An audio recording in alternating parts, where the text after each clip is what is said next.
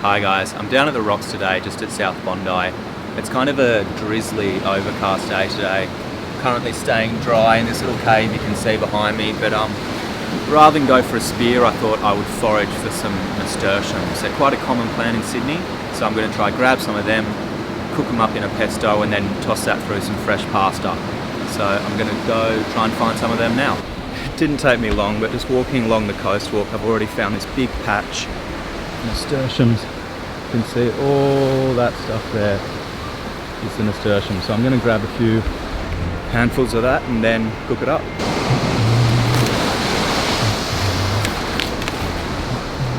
It didn't take me long at all, and I got this handful of nasturtium leaves, which is all I really need, just for one serve of pesto.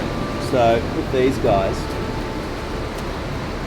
you can eat them raw, but they've got quite a peppery, bitter, it's quite a bracing taste. So to tone that down a little bit, I'm just going to blanch them in some seawater. So I'll grab some ocean water because that's already salted, and then yeah, chuck these in there once that comes up to a boil.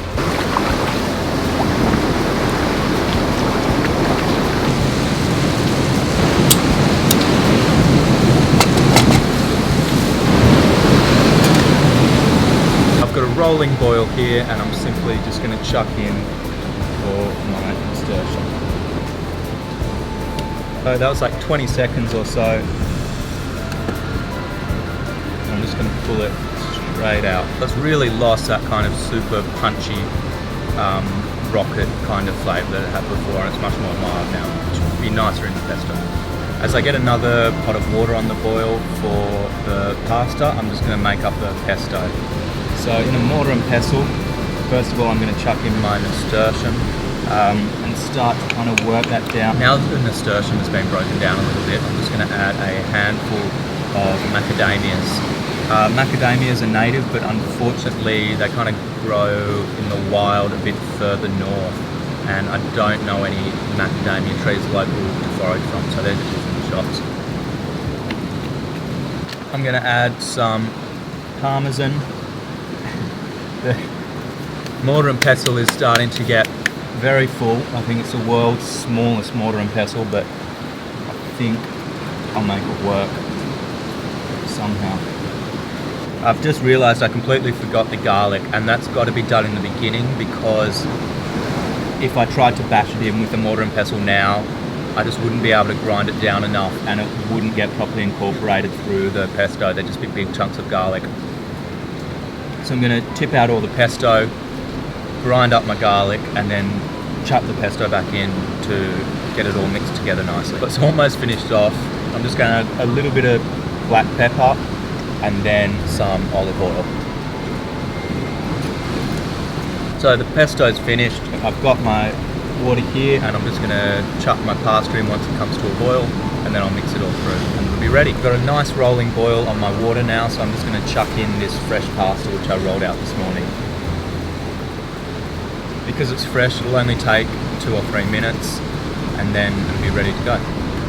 So the pasta's fully cooked now. I'm just going to get it out in a bowl,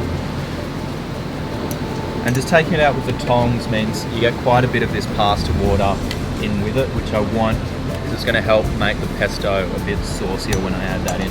And just chuck in some of this pesto.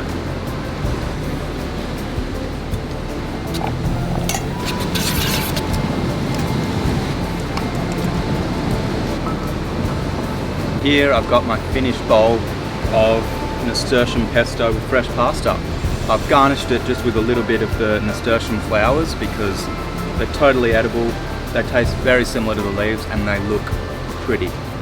So I'm going to give this a taste. The rain's backed off a bit now, the sun's out, and I'm going to give this a try. The nasturtium's really good in the pesto. I mean, it's crazy. You see this stuff absolutely everywhere. Most people don't really know what it is, so definitely worth giving a go if you do see it. The flowers are pretty tasty as well. They're not as bitter as the leaves, and when they've got kind of a bit of pesto on the fat from the olive oil and the macadamias, really makes them taste good. I'm also surprised how well the seawater has seasoned everything. It's I didn't add any salt to any of the water or the pesto in the end, but seawater's perfect. It's not too salty. It's just right, so definitely cool to use that. So it's a quick, pretty easy pesto to make. If you're doing it at home, you can just chuck it all in the blender rather than messing around with the mortar and pestle. And yeah, thanks for watching.